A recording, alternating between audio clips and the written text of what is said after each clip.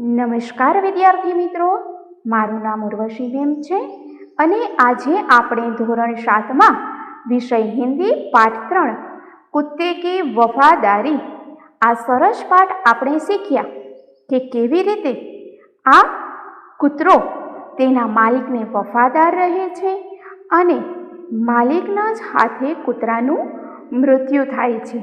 પછી આ માલિક તેના કૂતરાનું સરસ સમાધિ મંદિર બનાવે છે। તો આવો સરસ આ પાઠ શીખ્યા પછી આપણે આ પાઠના અભ્યાસના પ્રશ્નોનો અભ્યાસ કર્યો। તો આજે આપણે આ પાઠ 3 કુત્તે કી વફાદારી આ પાઠના સ્વાધ્યાયના પ્રશ્નોનો અભ્યાસ કરીશું। તો ચાલો વિદ્યાર્થી મિત્રો, આપણે આ પાઠના સ્વાધ્યાયના પ્રશ્નો જોઈએ। प्रश्न 1, रात को कुत्ता पड़ाव की रखवाली कैसे करता था? रात को कुत्ता पड़ाव की रखवाली कैसे करता था? रात्रे कूतरो पड़ावनी रखवाड़ी एटले के ध्यान केवी रीते राखतो हतो? तो जोईए जवाब, कुत्ता बहुत वफादार था। कुत्ता बहुत वफादार था। रात को वह सावधान रहकर पड़ाव की रखवाली करता था। रात को वह सावधान रहकर पड़ाव की रखवाली करता था। अगर चोर लुटेरे पड़ाव की तरफ आते दिखाई देते तो कुत्ता भौंक भौंक कर उन्हें दूर भगा देता था। अगर चोर लुटेरे पड़ाव की तरफ आते दिखाई देते तो कुत्ता भौंक भौंक कर उन्हें दूर भगा देता था। શું કહેવા માગે છે કે કૂતરો એક વફાદાર પ્રાણી છે। રાતે તે સાવધાન રહીને પડાવની રખવાળી કરે છે અને જો કોઈ ચોર લૂંટારો આવે અથવા તો એને આવતા પડાવની તરફ આવતા જોવે તો એ ભસી ભસીને એને દૂર ભગાડી દે છે। ચલો હવે એવી જ રીતે જોઈએ પ્રશ્ન બીજો। सेठ ने बंजारे के साथ कौन सी शर्त रखी? सेठ ने बंजारे के साथ कौन सी शर्त रखी? बंजारा सेठ के पास उधार रुपये लेने के लिए आया था।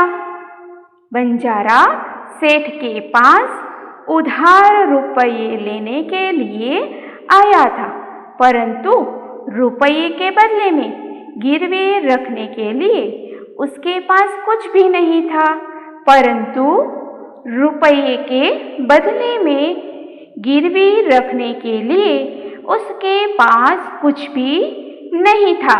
तब सेठ ने बंजारे से कहा कि तुम अपना कुत्ता ही जमानत के रूप में रख दो। तब सेठ ने बंजारे से कहा कि तुम अपना कुत्ता ही जमानत के रूप में रख दो। जब तुम सारे पैसे लौटा देंगे तब कुत्ता तुम्हें वापस लौटा दूंगा। जब तुम सारे पैसे लौटा दोगे तब कुत्ता तुम्हें वापस लौटा दूंगा। इस प्रकार सेठ ने बंजारे के आगे रकम के बदले में कुत्ते को गिरवी रखने की शर्त रखी। इस प्रकार सेठ ने बंजारे के आगे रकम के बदले में कुत्ते को गिरवे रखने की शर्त रखी। तो शू कहेवा मांगे छे? वणजारो ज्यारे सेठ पासे उधार पैसा लेवा गयो त्यारे पैसाना बदलामां તેમની પાસે ગીરવે મૂકવા માટે કંઈ પણ હતું નહીં। ત્યારે શેઠે વણજારાને કહ્યું કે તું આ તારો કૂતરો જ અહીંયા ગીરવે રાખી દે। જ્યારે તું મારા બધા પૈસા આપી દઈશ ત્યારે હું તારો કૂતરો પણ તને પાછો આપી દઈશ। તો આ રીતે શેઠે વણઝારાની આગળ શરત મૂકી કે ઉધાર રૂપિયાના બદલામાં તારે કૂતરાને ગીરવે રાખવો પડશે. ચલો હવે જોઈએ પ્રશ્ન 3. પ્રશ્ન ત્રીજો છે, सेठ ने कुत्ते को क्यों मुक्त कर दिया? सेठ ने कुत्ते को क्यों मुक्त कर दिया? सेठे કૂતરાને શા માટે મુક્ત કરી દીધો? તો એનો જવાબ જોઈએ. सेठ के यहाँ चोरों ने डाका डाला था. सेठ के यहाँ चोरों ने डाका डाला था. कुत्ते ने चोरों का पीछा किया. कुत्ते ने चोरों का पीछा किया. चोरों ने दूर जंगल में जाकर सारा माल जमीन में गाड़ दिया. चोरों ने दूर जंगल में जाकर सारा माल जमीन में गाड़ दिया. फिर वे भाग गए. फिर वे भाग गए.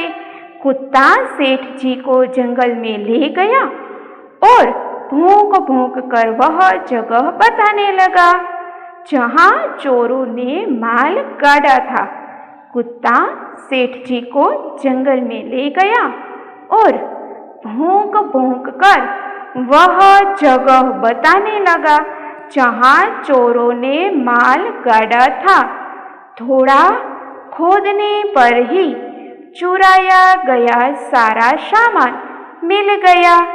थोड़ा खोदने पर ही चुराया गया सारा सामान मिल गया. सेठ जी की खुशी का पार न रहा. सेठ जी की खुशी का पार न रहा. कुत्ते की वफादारी पर मुग्ध होकर सेठ जी ने उसे मुक्त कर दिया. कुत्ते की वफादारी पर मुग्ध होकर सेठ जी ने उसे मुक्त कर दिया.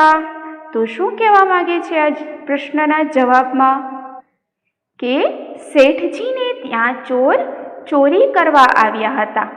કૂતરો ચોરની પાછળ પાછળ ગયો. ચોર લોકોએ દૂર જંગલમાં જઈને બધો માલસામાન જમીનમાં ખાડો ખોદીને દાટી દીધો. કૂતરો શેઠજીને જંગલમાં લઈ ગયો અને ભસી ભસીને તે જગ્યા બતાવવા લાગ્યો જ્યાં ચોરે માલ સામાન દાંટેલો હતો. થોડું જ ખોદતા શેઠજીનો બધો જ સામાન મળી ગયો અને શેઠ ખૂબ જ ખુશ થઈ ગયા.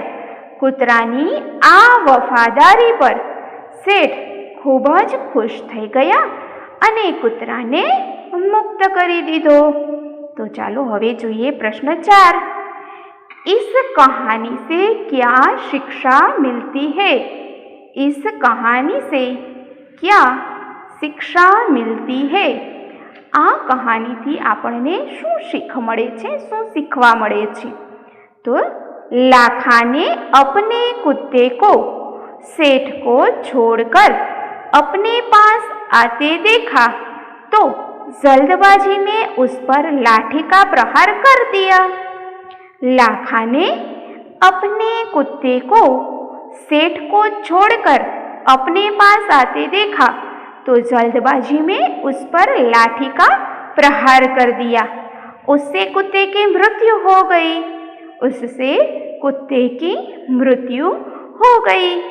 इस कहानी से हमें यह शिक्षा मिलती है कि कोई भी काम जल्दबाजी में नहीं करना चाहिए.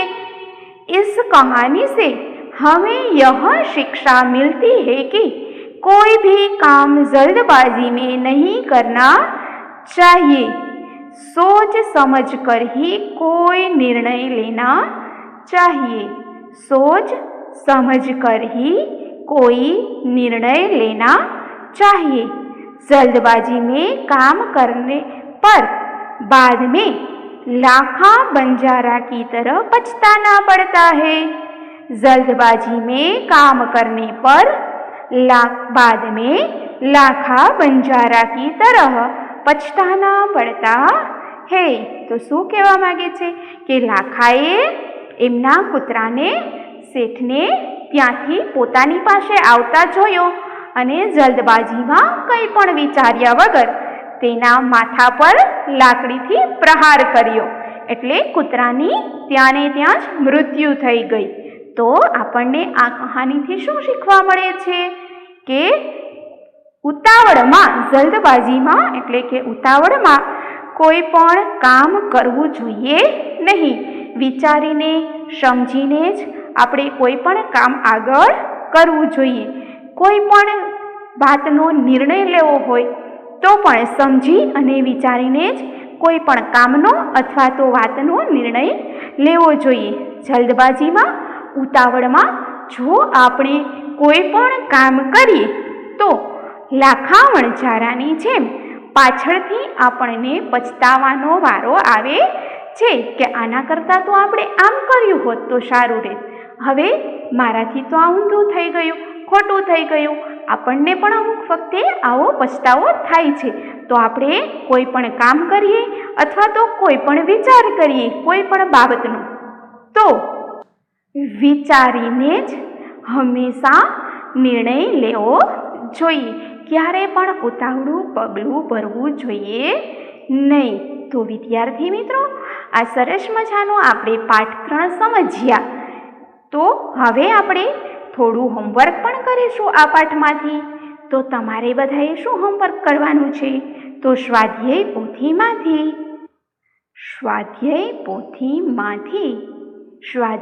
પોથીમાંથી પેજ નંબર 15નો પ્રશ્ન 4, એમના જે 7 પ્રશ્નો આપેલા છે, પેટા પ્રશ્ન 7, એક વાક્ય મેં ઉત્તર લીખીએ. તો એ એક વાક્યની અંદર જે જવાબ લખવાના 7 પ્રશ્નો આપેલા છે, પ્રશ્નો 4ના પેટા પ્રશ્નો 7 આપેલા છે, તે તમારે તમારી બુકમાં લખવાના છે. નમસ્કાર.